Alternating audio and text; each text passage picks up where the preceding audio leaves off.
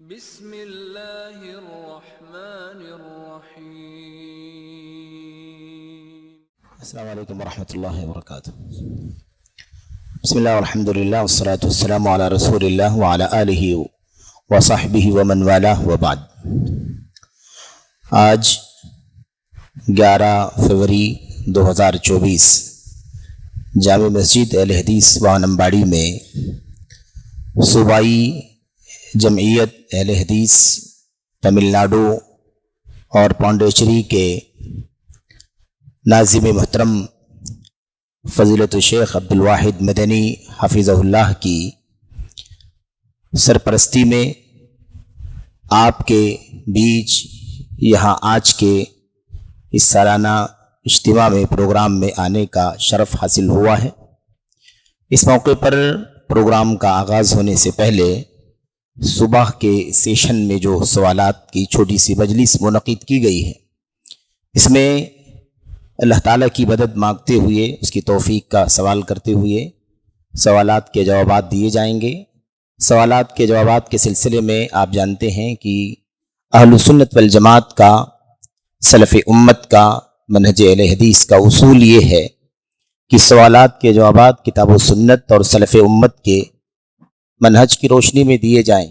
جن سوالات کے جوابات نہ معلوم ہو اس کا آدھا جواب دیا جائے، یعنی کہہ دیا جائے لا ادری، میں نہیں جانتا۔ تو سوالات کے جوابات یا تو پورے ہیں اور یا تو آدھے ہیں، یعنی سوال کا جواب اگر ہے تو ٹھیک ہے، نہیں ہے تو آدھا جواب ہے لا ادری، میں نہیں جانتا۔ خیر، اللہ سے دعا ہے کہ اللہ تعالی ہم سبوں کو خیر کی توفیق عطا فرمائے۔ دوسری جو بات ہے وہ یہ ہے کہ سوالات اگر لکھے ہوں گے کاغذ پر تو جواب دینے سے پہلے سوال بھی پڑھا جائے گا، کیونکہ اگر لکھا ہوا نہیں ہوگا، آپ اورلی بولیں گے تو اس کا نقصان یہ ہوگا کہ جواب آ جائے گا ریکارڈ میں اور سوال کیا ہے وہ نہیں آئے گا ریکارڈ میں۔ تو کبھی کبھی سننے والے کو تشویش ہوتی ہے کہ سوال کیا تھا جس کا جواب دیا جا رہا ہے۔ تو اگر لکھا رہے کاغذ میں تو ایسے بھی آسان ہے، کیونکہ پڑھ کر کے جواب دے دیا جائے۔ تو سوالات آپ حضرات لکھ لیں، لکھ کر کے دے دیں۔ اتحاد امت پر کیا سب جماعتوں کے ساتھ مل کر کام کیا جا سکتا ہے؟ یہ سوال یہ ہے، اتحاد امت پر کیا سب جماعتوں کے ساتھ مل کر کام کیا جا سکتا ہے؟ اس میں 3 باتیں بہت بنیادی ہیں۔ ایک بات ہے اتحاد امت، اور دوسری بات ہے سب جماعتیں، اور تیسری چیز ہے مل کر کام کرنا۔ اس کو سمجھنے کی بہت سخت ضرورت ہے۔ سب سے پہلی بات کہ اتحاد امت کا معنی کیا ہے؟ اتحاد امت میں سب سے جو بنیادی چیز ہے وہ یہ ہے کہ سب ایک راہ پر آ جائیں تو امت میں اتحاد ہوگا۔ الگ الگ نظریے، الگ الگ عقیدے، الگ الگ فکر کے ساتھ، الگ الگ رائے کے ساتھ کہیں اکٹھا ہو جائیں تو اس کو اتحاد نہیں کہا جاتا۔ جب تک فکر، عقیدہ، سوچ، نظریہ، راستہ ایک نہ ہو تب تک اسے اتحاد کہتے ہی نہیں۔ اگر ایسے اتحاد کو سمجھا جائے گا کہ ہر آدمی اپنے الگ الگ عقیدے پر رہے، الگ الگ نظریے پر رہے، الگ الگ سوچ پر رہے اور صرف ایک جگہ بیٹھ جائیں، جمع ہو جائیں، اس کو اتحاد کہتے ہیں۔ تو آپ سیاسی پارٹیوں کو دیکھ لیں سمجھنے کے لیے، مثال سیاسی پارٹیوں کو دیکھ لیں، ہر ایک الگ الگ نظریے کے ساتھ، ایک دوسرے کے دشمن ہیں، ایک دوسرے کے مخالف ہیں، لیکن سب اکٹھا بیٹھتے ہیں، تو کیا اس کو اتحاد کہا جائے گا؟ اتحاد نہیں کہا جائے گا۔ تو اتحاد اس وقت ہوتا ہے جب ہدف ایک ہو، ٹارگٹ ایک ہو، فکر ایک ہو، نظریہ ایک ہو، مشن ایک ہو، کوشش ایک ہو، تو اسے اتحاد کہا جاتا ہے۔ اگر ایک نہیں ہو، الگ الگ فکر اور رائے رکھنے والے اکٹھا ہو جائیں تو اس کو اتحاد نہیں کہتے ہیں، اسے بھیڑ کہتے ہیں۔ وہ بھیڑ ہے، وہ گیدرنگ ہے۔ اتحاد اس وقت ہوتا ہے جب آپ کی وہی سوچ ہے، میری وہی سوچ ہے، زید کی وہی سوچ ہے، عمر کی وہی سوچ ہے، ایک سوچ پر سب اکٹھا ہوں گے، ایک عمل پر سب اکٹھا ہوں گے تو اتحاد ہوگا۔ اب اتحاد امت کا اتحاد یعنی امت کا ایک ہو جانا، یعنی امت کا ایک عقیدے پر آ جانا، امت کا ایک راہ سنت پر آ جانا، امت کا راہ سلف پر آ جانا، یہ اتحاد امت ہے. جو راستہ قرآن نے دیا، جو راستہ سنت نے دیا، جو راستہ صحابہ کرام چلتے رہے، ان پر چلنا ہی اتحاد ہے. اگر سب اسی پر چلیں گے تو امت میں اتحاد ہو جائے گا. اتحاد اور اتحاد کا اپوزٹ، اس کو سمجھنے کے لیے اسی دور میں پلٹ کر جانے کی ضرورت ہے. اسی دور میں قرآن کریم اترا، نبی کریم صلی اللہ علیہ وسلم کی حدیثیں آئیں، آپ نے شرح فرمائی، آپ کے صحابہ کرام نے سمجھا، سیکھا، عمل کیا. آپ بتائیے کہیں کوئی ٹکراؤ تھا؟ کہیں کوئی پارٹی تھی؟ کہیں کوئی فرقہ تھا؟ کہیں کوئی انتشار تھا؟ کچھ بھی نہیں تھا. ایک ہی تھے نا سب، اس لیے کہ سب قرآن، سب سنت، سب راہ صحابہ، ایک ہی پر سب چل رہے تھے. جب اس سے الگ ہوئے، کوئی نئی چیز نکال کر کے لائے تو اختلاف ہو گیا. ایک فرقہ نکلا خارجیت کا، خروج کرنے والا، جو سب سے پہلے اللہ کے نبی کو ہی کہنے لگا کہ آپ انصاف نہیں کر رہے. یہ پہلی بار امت میں اتحاد کے بجائے اختلاف کی شروعات ہوئی، اور یہ آگے بڑھے تو اختلاف کے بعد افتراق پر آ گئے، یعنی ایک پورا دھڑا بنا لیا. حضرت عمر بن خطاب، حضرت عثمان غنی، حضرت علی بن ابی طالب کی سیرت کا مطالعہ کرنے سے معلوم پڑتا ہے کہ یہ طبقہ اپنے طور پر کام کرتا رہا. حضرت علی رضی اللہ تعالیٰ عنہ کے دور خلافت میں باقاعدہ الگ ہو کر کے ایک جتھا بنا کر کے خلاف ہو گیا. ہم امیر المومنین نہیں مانتے، ہم امیر المومنین نہیں مانتے. اگر کہیں گے بھی آپ کو تو امیر الکافرین کہیں گے، امیر المومنین نہیں کہیں. ایک فرقہ بن گیا. اب آج اسی ٹائم، اب تو بہت فرقے ہو گئے نا، ابھی ہم اتنا دور نہ آئیں، اسی دور میں دیکھیں جب یہ فرقہ وجود میں آیا تھا حضرت علی کے زمانے میں. اگر اس وقت کوئی یہ نعرہ بلند کرتا کہ اتحاد امت ہونا چاہیے تو کیا معنی رہتا بھائی؟ یہی نا کہ وہ جو بغاوت کر کے الگ ہو گئے ہیں وہ بھی اپنی بغاوت کی فکر سے توبہ کر کے امیر المومنین کے ساتھ جمع ہو جائیں، تبھی تو اتحاد ہوتا.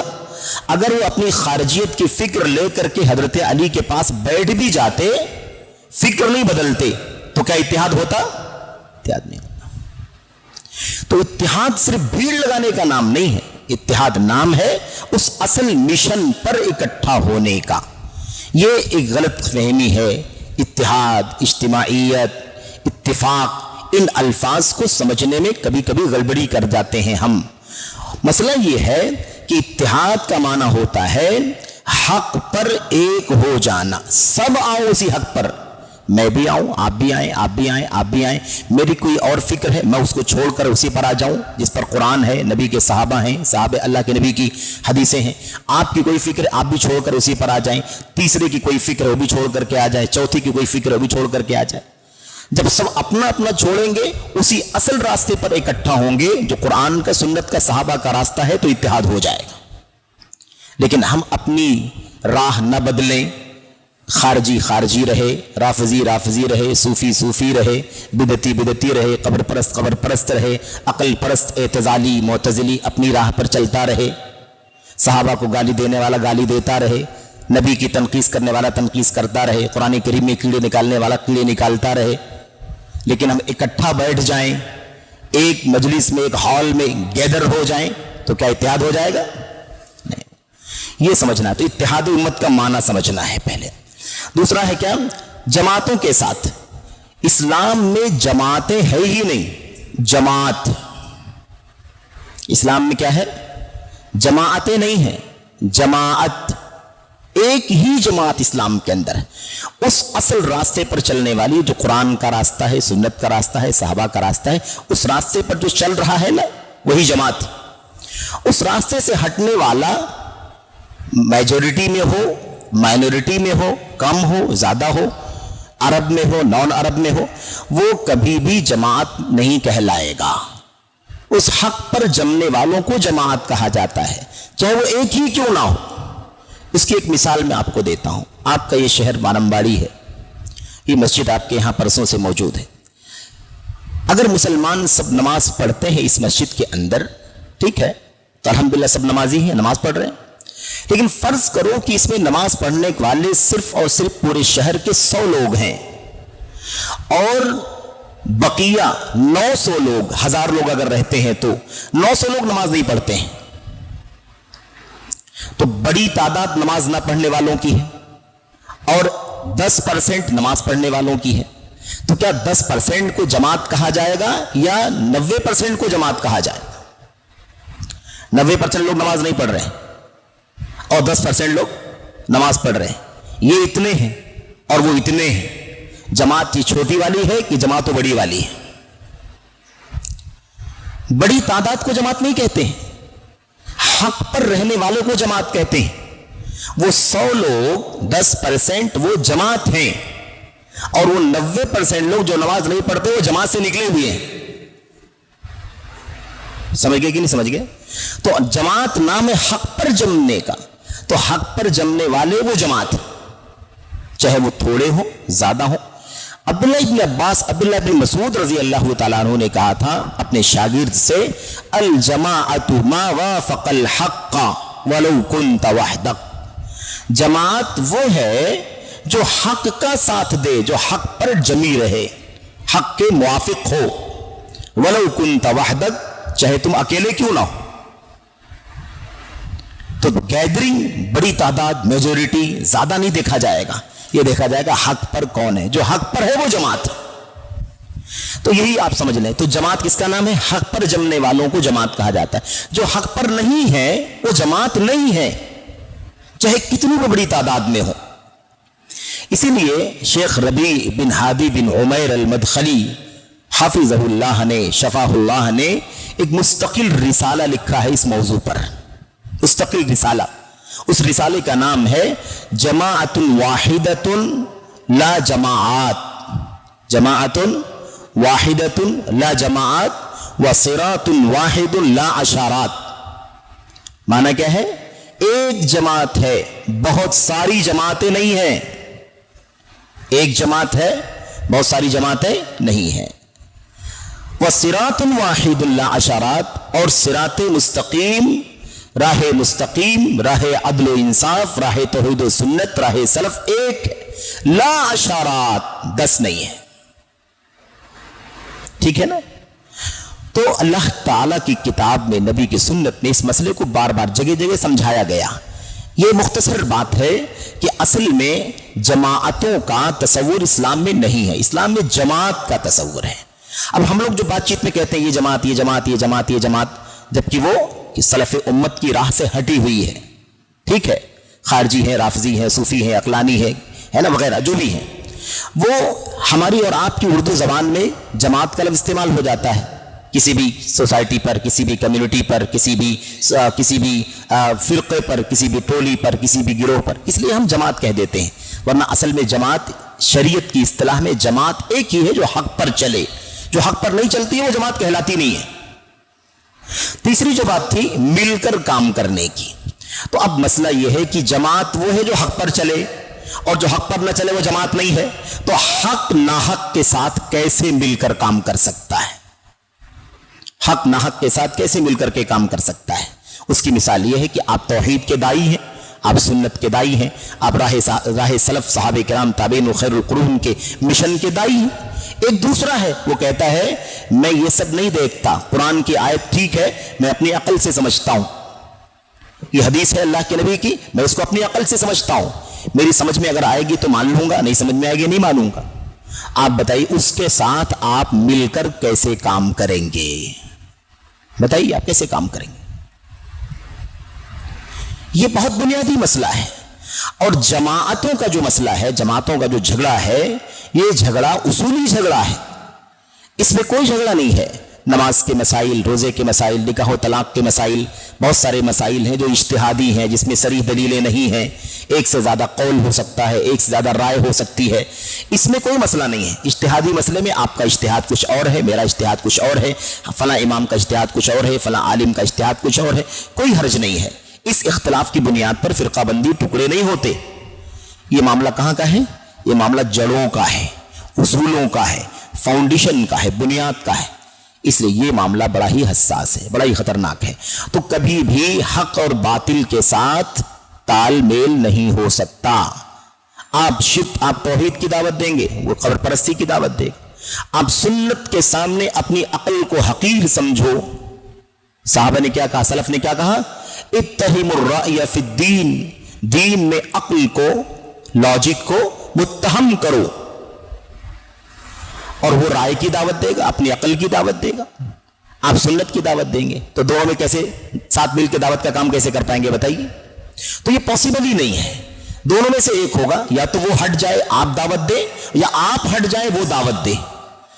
توحید کی بھی دعوت, شرک کی بھی دعوت, سنت پر جمنے کی دعوت, عقل پرستی کی دعوت. مرجع قرآن و سنت اور صحابہ ہے, اس کی دعوت. مرجع صوفیت ہے نا, مثال کے طور پر الہام ہے, کشف ہے, کرامات ہے, جھوٹے خواب ہے, منامات, ان کے ذریعے سے ان کو سورس بنانے کی دعوت. دونوں کبھی اکٹھا نہیں ہو سکتے. یہ بہت ہی چند باتیں مختصر طور پر ہیں. السلام علیکم. الیوم اکملت لکم دینکم, آیت کریمہ. رسول اللہ صلی اللہ علیہ وسلم, صحابہ, تابعین, تبع تابعین, پھر امام شافعی, احمد بن حنبل, مالک, ابو حنیفہ. کیا یہی فرقہ ہے؟ قیامت کے قریب 73 فرقے ہوں گے. تو وہ کون ہیں؟ قیامت کے قریب 73 فرقے ہوں گے جو اللہ کے نبی علیہ السلام کی حدیث میں آیا ہوا ہے. دین مکمل ہو چکا ہے, یعنی قرآن, نبی علیہ السلام کی سنت, جو کچھ بھی اترنی تھی اتر چکی, آ چکی, دین مکمل ہو چکا ہے. اس میں گھٹا نہیں سکتے, گھٹائیں گے تو نقص ہوگا, اور بڑھائیں گے تو بھی نقص ہوگا. تو گھٹایا بھی نہیں جا سکتا, بڑھایا بھی نہیں جا سکتا. اب اس میں سوال یہ ہے کہ حنفی, شافعی, مالکی, حنبلی, یہ کیا فرقہ ہے؟ یہ فرقہ اس معنی میں ہے, اس کو اچھی طرح سمجھیں, خلط ملط نہیں کرنا. خلط ملط یہ ہے کہ جن ائمہ, صحابہ, تابعین, تبع تابعین, اور پھر یہ ائمہ اربعہ کا نام, ان میں سے کوئی ایک بھی اسٹیٹمنٹ کسی کا کوئی نہیں دکھا سکتا جس نے ہمیں کہا ہو کہ نبی کی سنت کو چھوڑ کر کسی فرد کی بات کو مان لینا. نہ امام ابو حنیفہ نے, نہ مالک نے, نہ شافعی نے, نہ احمد بن حنبل نے رحمت اللہ علیہ مجمعین, ان میں سے کسی نے بھی یہ نہیں کہا کہ میری بات کو فالو کرو, میری تقلید کرو, میری بات کو پر عمل کرو, سنت آ جائے, حدیث آ جائے, صحابہ کا قول آ جائے, آیت آ جائے, اس کی تعویل کر دو, اس کو منسوخ مان لو. کسی نے بھی یہ بات نہیں کہی ہے. یہ ائمہ سب بری ہیں, ان سب نے سنت کی دعوت دی ہے ساری امت کو. ان سارے ائمہ نے کس کی دعوت دی ہے؟ سنت پکڑو, سنت, صحابہ کی راہ پر چلو, سب نے دعوت دی ہے. تو ان اماموں کا کوئی مسئلہ نہیں ہے, ان اماموں کا کوئی مسئلہ نہیں. ان اماموں کے نام پر ان کی وفات کے بعد, اور وفات کے بھی کتنے سال کے بعد, تقریباً 300 سال گزر گئے. 301, 2, 3, 4, یعنی جس کو 34 صدی ہجری کہا جاتا ہے. اس وقت امت کے اندر یہ فضا بنائی گئی کہ اب امت کو چاہیے کہ وہ 4 ائمہ کے مسلک پر چلے, ان کی کتاب, ان کے فقہ, ان کے فتاوے, ان کے مسائل, ان کے احکام, اسی کو فالو کرے. کوئی ایک کو پکڑ لے, کوئی دوسرے کو, کوئی تیسرے کو, جو جس کو پکڑ لے پکڑ لے, پھر اس کو اس سے نکلنے کی گنجائش نہیں ہے. یہ کب ہوا؟ 300 سال کے بعد, 4 صدی ہجری کے شروع میں, جیسا کہ شاہ ولی اللہ محدث دہلوی رحمت اللہ علیہ نے اپنی کتاب حجت اللہ البالغہ میں بھی لکھا ہے, اور دیگر لوگوں نے بھی لکھا ہے. سوال یہ ہے کہ پہلے امام کی پیدائش سن 80 ہجری میں ہوئی, امام ابو حنیفہ کی, ان کی وفات ہو گئی. دوسرے پیدا ہوئے, وفات پائے. تیسرے پیدا ہوئے, وفات پائے. چوتھے پیدا ہوئے, وفات پائے 241 ہجری میں. کتنے میں؟ 241 میں. 80 سے 241, اس بیچ میں 4 ائمہ دنیا میں آئے اور چلے گئے. 241 کے بعد 300 سال گزر گئے. 60 سال. امام شافعی نہیں, امام ابو حنیفہ, مالک نہیں, شافعی نہیں, امام احمد بن حنبل کی وفات کے بعد 60 سال گزر گئے. اس کے بعد یہ تقلید کی شروعات کی گئی. تقلید نہ تو ابو حنیفہ نے, نہ مالک نے, نہ شافعی نے, احمد بن حنبل نے, کسی نے بھی تقلید کی دعوت نہیں دی. بلکہ میرے پیچھے مت چلو, میری تقلید مت کرو, نہ مالک کی تقلید کرو, نہ شافعی کی تقلید کرو, نہ ثوری کی تقلید کرو, کسی کی تقلید مت کرو. جہاں سے انہوں نے علم لیا ہے, جہاں سے انہوں نے مسئلہ بتایا ہے, وہیں سے تم بھی مسئلہ بتلاؤ. وَخُذْ مِنْ حَيْثُ أَخَذُوا, تم بھی وہیں سے علم حاصل کرو. حلال, حرام, جائز, ناجائز, تم اس کا علم کہاں سے حاصل کرو؟ جہاں سے انہوں نے حاصل کیا. کہاں سے حاصل کیا ہے؟ اللہ کی کتاب سے, نبی کی سنت سے, صحابہ کرام کی زندگی سے انہوں نے علم حاصل کیا ہے. تو تم بھی وہیں سے حاصل کرو. تو ایک بات صاف ہے یہ ان اماموں کا اس میں کوئی دخل نہیں، کوئی قصور نہیں، بلکہ سب بری ہیں، سب نے برات کا اظہار کیا ہے۔ اب ان کی وفات کے بعد جو تقلید کی فضا بنا دی گئی اور کہا جانے لگا کہ کسی بھی شخص کے لیے جو کسی امام کو فالو کرتا ہے، اولاً تو ہر آدمی کو کسی نہ کسی امام کو ہی فالو کرنا ضروری ہے۔ یہ جو ذہن بنایا گیا بے دلیل بات ہے، بے دلیل بات، نہ قرآن نہ سنت نہ صحابہ نہ تابعین نہ ائمہ کسی نے یہ بات نہیں کہی اور کوئی کہہ بھی نہیں سکتا۔ دوسری بات یہ طریقہ کہ اب جو جس امام کو فالو کرتا ہے اس سے نہیں نکل سکتا، اس پر واجب ہے، بلکہ لوگوں نے جرأت کر کے یہاں تک کہا کہ چاروں اماموں کی تقلید پر اجماع ہو چکا ہے۔ اگر یہ بات صحیح بھی ہو کہ کسی نے اجماع کیا ہے، کسی دور میں اجماع کیا گیا ہے، تو بھی یہ اجماع ناقابل اعتبار ہے، یہ اجماع ناقابل اعتبار ہے، کیونکہ قرآن، سنت، صحابہ کرام کی سیرت کی زندگی پر عمل کرنا، قرآن کی تعلیم، سنت کی تعلیم، صحابہ کی تعلیم، کیسے اس کے خلاف اجماع کو قبول کیا جا سکتا ہے؟ یہ اجماع کا دعویٰ یہ درست نہیں ہے، ایک بات۔ دوسری بات یہ ہے میرے بھائیوں کہ یہ جو تقلید کا مسئلہ آیا، یہ مسئلہ اگر ایسے ہوتا کہ فقہی مسائل میں ٹھیک ہے، امام حنیفہ کا اجتہاد الگ ہے، امام مالک کا اجتہاد الگ ہے، احمد بن حنبل کا، امام شافعی کا اجتہاد الگ ہے، تو اگر اجتہادی مسائل میں کسی موقف پر چلتا ہوں، آپ کسی موقف پر چلتے ہیں، اس پر کوئی پیچیدگی نہیں، کوئی اختلاف نہیں، اس سے کوئی فرقہ بندی نہیں ہوتی، کوئی دلوں میں نفرت نہیں ہوتی، کوئی دوریاں نہیں ہوتی، کوئی دلوں میں کدورت نہیں ہوتی اور نہ ہونی چاہیے۔ اس بنیاد پر فرقہ واریت پیدا کرنا بالکل بھی درست نہیں ہے۔ کیوں؟ اس لیے کہ اجتہادی مسائل میں صحابہ کرام میں بھی اختلاف تھا۔ حضرت عبداللہ بن عمر اور حضرت عبداللہ بن مسعود رضی اللہ تعالیٰ عنہ کے درمیان تقریباً 100 فقہی اجتہادی مسائل میں اختلاف تھا۔ امام ابن القیم رحمۃ اللہ علیہ نے اپنی کتاب اعلام الموقعین کے اندر بتایا ہے کہ تقریباً 100 مسائل میں ابن مسعود اور ابن عمر رضی اللہ تعالیٰ عنہما کے درمیان اختلاف تھا، لیکن دونوں میں محبت، الفت، قربت، رحمت، ادب، احترام، تعظیم، کوئی فرق نہیں، تو اس میں کوئی پیچیدگی نہیں ہے۔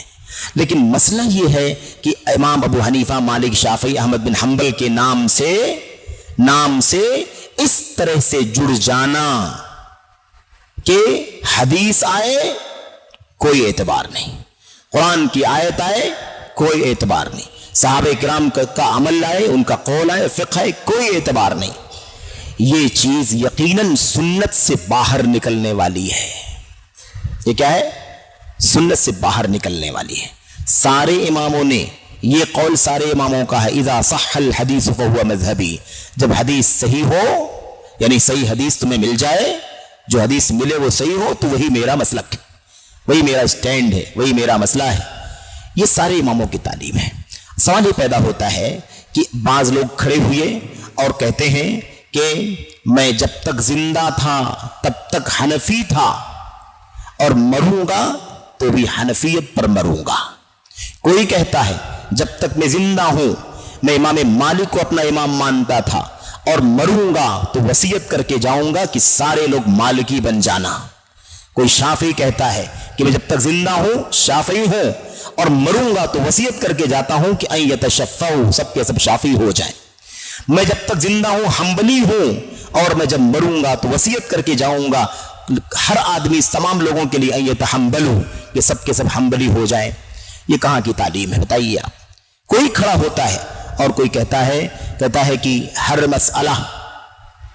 مسئلہ کوئی بھی آیت، کوئی بھی حدیث ہمارے مسلک کے خلاف اگر ہے، یہ ابو حنیفہ رحمۃ اللہ علیہ سے نسبت رکھنے والے امام کرخی کا قول ہے۔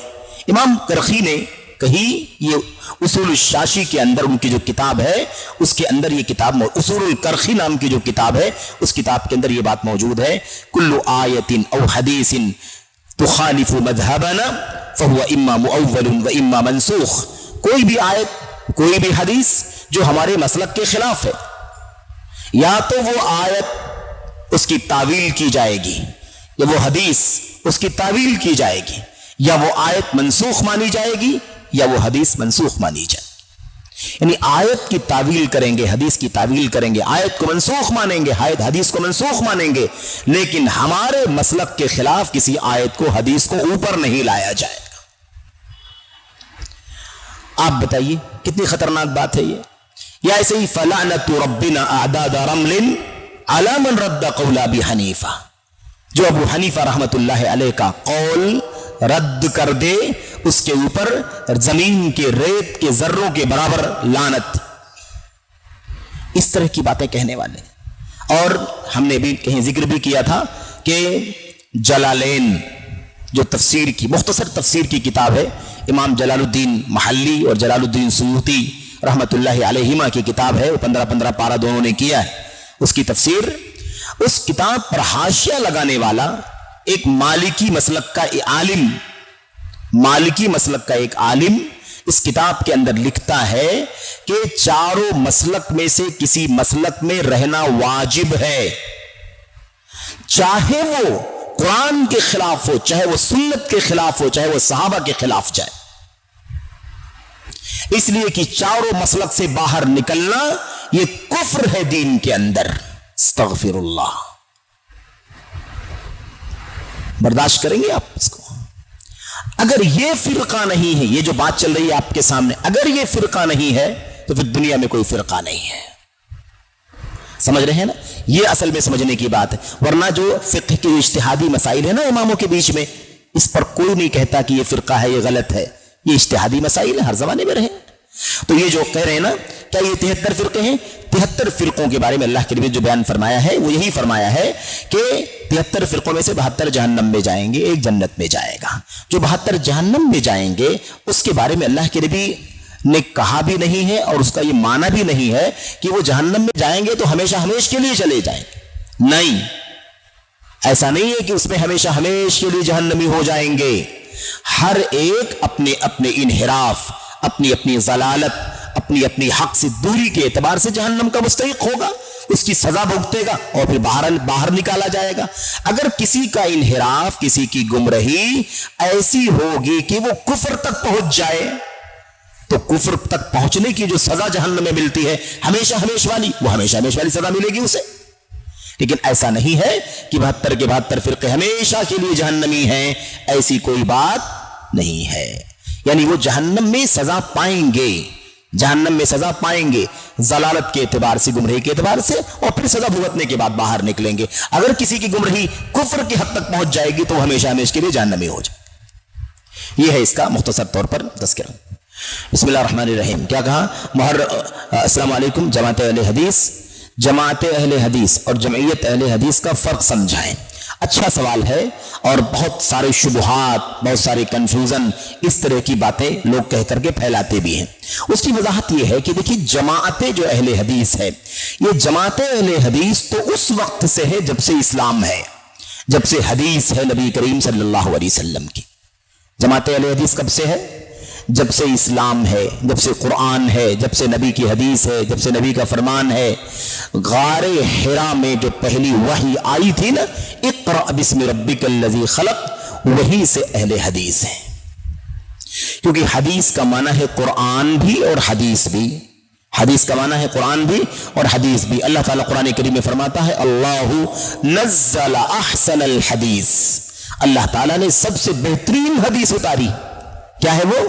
قرآن کریم اور اللہ کے نبی صلی اللہ علیہ وسلم کی سنت جو اس کی تشریح ہے۔ تو اہل الحدیث، جماعت اہل الحدیث جو ہے نا، یہ جب سے اسلام ہے تب سے ہے۔ جمعیت اہل حدیث جو ہے وہ ملک کے اندر، وطن عزیز بر صغیر کے اندر جو ہمارا یہ ملک وطن ہے، جو متحدہ ہندوستان تھا، بعد میں بٹوارا ہو گیا، 47 میں استقلال ہوا، لیکن 1906 میں جمعیت اہل حدیث کی بنیاد قائم ہوئی، اور اس کا نام پہلے آل انڈیا اہل حدیث کانفرنس تھا، اور بعد میں اس کا نام جمعیت اہل حدیث یا مرکزی جمعیت اہل حدیث کا نام رکھا گیا۔ تو یہ جو جمعیت اہل حدیث ہے، اس کا مشن وہی جماعت اہل حدیث کا ہی مشن ہے، مشن میں کوئی فرق نہیں ہے۔ لیکن ملک میں رہنے کے لیے ہمارے ملک کا ایک آئین ہے، ایک دستور ہے، ایک قانون ہے۔ کوئی بھی جمعیت، جماعت، کوئی سوسائٹی، کمیٹی ہے نا، اگر کوئی کچھ کام کرنا چاہتا ہے, کوئی سرگرمی کرنا چاہتا ہے, ایکٹیویٹیز, تو گورنمنٹ کے قانون کے حساب سے اس ٹرسٹ کا رجسٹریشن ہونا چاہیے. اس کا کیا ہونا چاہیے؟ رجسٹریشن ہونا چاہیے. اس اعتبار سے 1906 میں ملک کے اندر جمعیت اہل حدیث کے نام سے اس کا رجسٹریشن ہوا. یہ ہے دونوں میں فرق. لیکن اب کوئی کہے کہ جمعیت اہل حدیث تو 1906 سے ہے, 1906 سے پہلے نہیں تھی, تو وہ جمعیت کا رجسٹریشن نہیں تھا اس وطن کے اندر, لیکن مشن, کام, دعوت ہے نا, اور پورا جو سیٹ اپ اور نیٹ ورک ہے وہ الحمدللہ جب سے حدیث ہے تب سے ہے. کوئی کہے اہل حدیث تب سے ہے, تو اس کا جواب یہ ہے کہ اہل حدیث تب سے ہے, حدیث جب سے ہے. جب سے حدیث ہے تب سے اہل حدیث ہیں. جمعیت کی جہاں تک بات ہے تو وہ الگ الگ جگہ فاؤنڈ ہو سکتی ہے. کوئی آپ کی وانم باڑی کے بارے میں بولے کہ بھائی آپ لوگ ابھی تک نہیں تھے, اب جمعیت اہل حدیث وانم باڑی تو ابھی 4 سال کی پیداوار ہے, تو آپ اس کو کیا جواب دیں گے؟ یہی بولیں گے بھائی وہ یہاں کے حساب سے فاؤنڈ کی گئی ہے, یہاں کی کمیٹی کا فاؤنڈیشن 4 سال پہلے ہوا ہے سپوز, لیکن اہل حدیث کا مشن کیا 4 سال پہلے سے ہے؟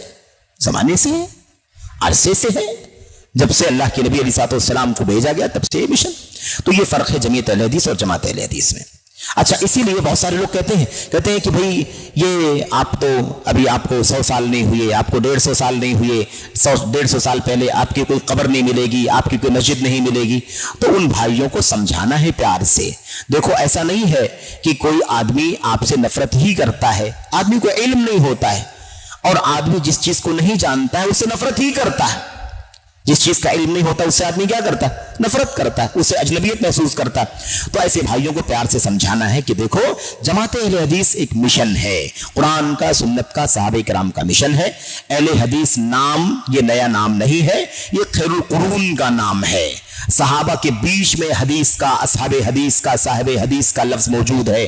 تابعین کے دور میں حدیث, صحاب حدیث, اصحاب الحدیث, اہل الحدیث کا نام موجود ہے. یہ کوئی نیا نام نہیں ہے, یہ کوئی 1906 کا نام نہیں ہے, بلکہ یہ لفظ بہت پہلے سے موجود ہے. صحابہ کرام کی زندگی میں, تابعین کی زندگی میں, تبع تابعین کی زندگی میں, اور اس کے بعد اگر آپ دیکھتے چلے جائیں تو آپ کو ہر زمانے میں الحدیث کا لفظ ملے گا. اس لیے غلط فہمی نہیں ہونی چاہیے. ایک سوال ہمارے سامنے ہے. السلام علیکم, تبلیغی جماعت صرف مسلمانوں کی اصلاح کرتے ہیں, غیر مسلموں کو دعوت دین کیوں نہیں کرتے؟ غیر مسلموں میں دعوت دین کا جو مسئلہ ہے, اصل میں یہ سوال تو تبلیغی جماعت کے بھائیوں سے پوچھنا چاہیے, لیکن ٹھیک ہے ایک سوال آیا ہے بھائیوں کی طرف سے تو کوئی حرج نہیں گفتگو کرنے میں. دیکھیے یہ اعتراض جو کیا جا رہا ہے کہ صرف مسلمانوں میں اصلاح کا کام کرتے ہیں, غیر مسلموں میں دعوت دین کا کام کیوں نہیں کرتے, یہ اعتراض ہمارے اوپر بھی کیا جاتا ہے. ہمارے اوپر بھی اعتراض کیا جاتا ہے کہ آپ لوگ غیر مسلموں میں دعوت کا کام نہیں کرتے ہیں.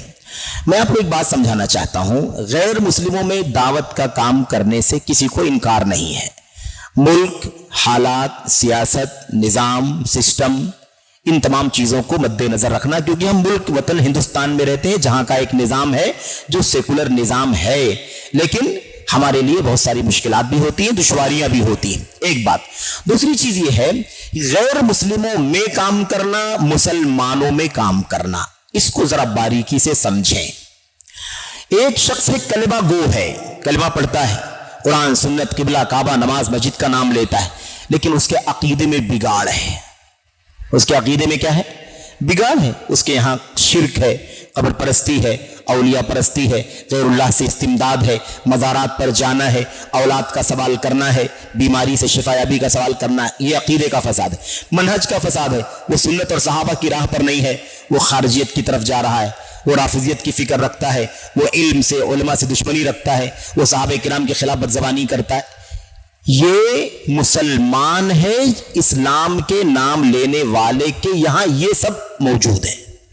عقیدے کا بگاڑ, عمل کا بگاڑ, اور منہج اور سنت کا بگاڑ موجود ہے. اب اس کو کیا سمجھا جا رہا ہے کہ یہ مسلمان ہے, ہمارا بھائی ہے.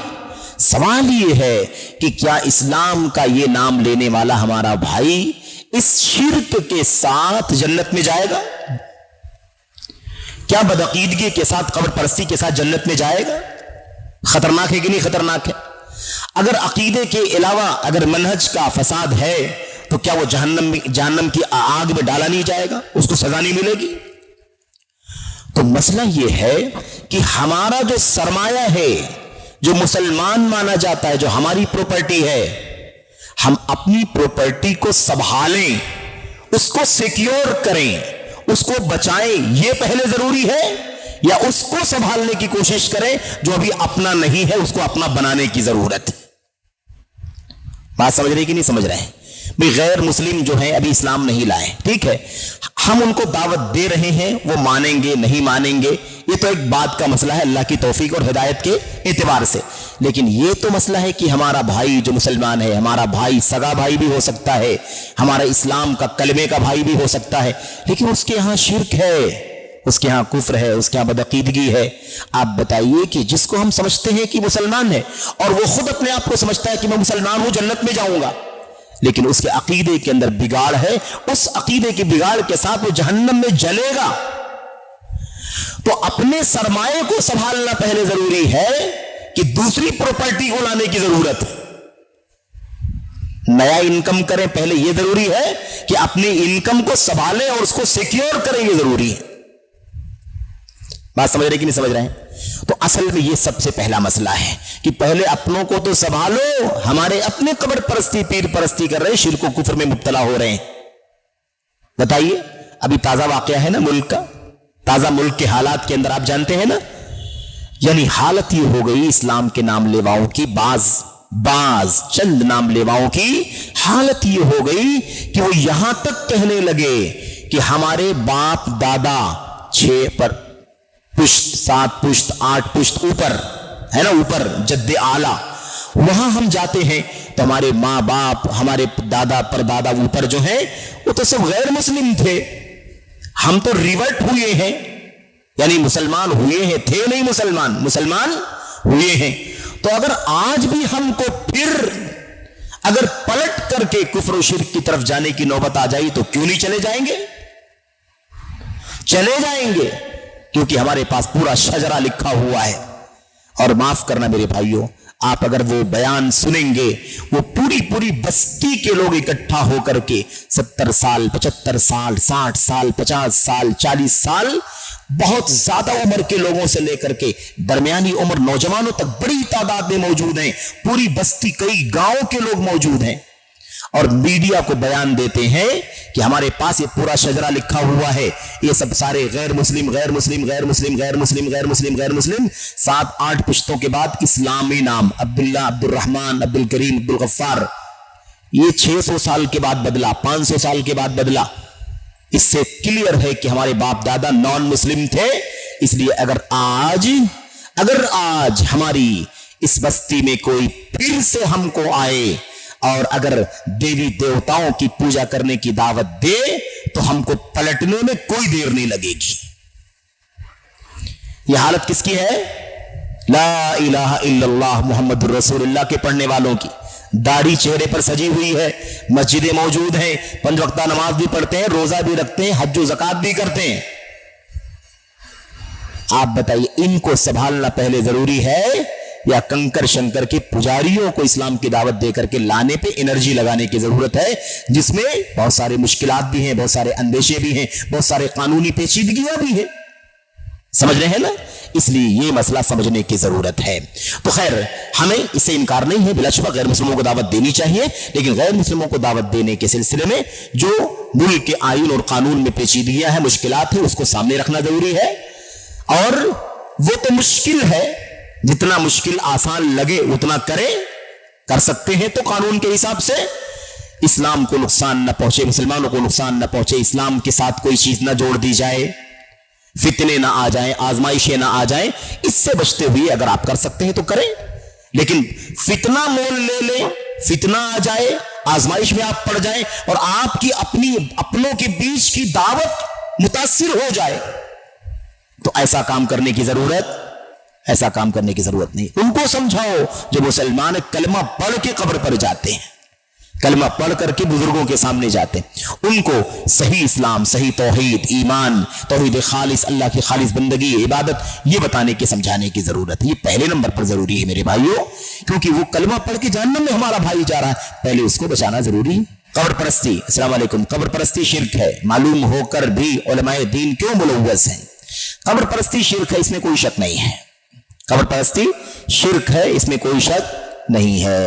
ان الذین یستکبرون عن عبادتی سیدخلون جہنم داخرین، اللہ کے سوا کو پکارنا، قبر، شجر، حجر، سب غیر اللہ کی پوجا ہے اور یہ شرک ہے۔ معلوم ہو کر، یعنی یہ معلوم ہے لوگوں کو، اس کے باوجود بھی علماء دین کیوں ملوث ہیں؟ اب اس کا جواب کئی طرح سے ہے۔ علماء دین کیوں ملوث ہیں؟ علماء دین کیا واقعی علماء دین ہیں یا نہیں ہیں؟ دین کسے کہتے ہیں؟ دین اللہ تبارک و تعالیٰ فرماتا ہے ذالک الدین القیمہ، ذالک نہیں، کیا فرمایا؟ ذالک الدین القیم۔ اور سورۃ البینہ میں اللہ تبارک و تعالیٰ نے کیا فرمایا؟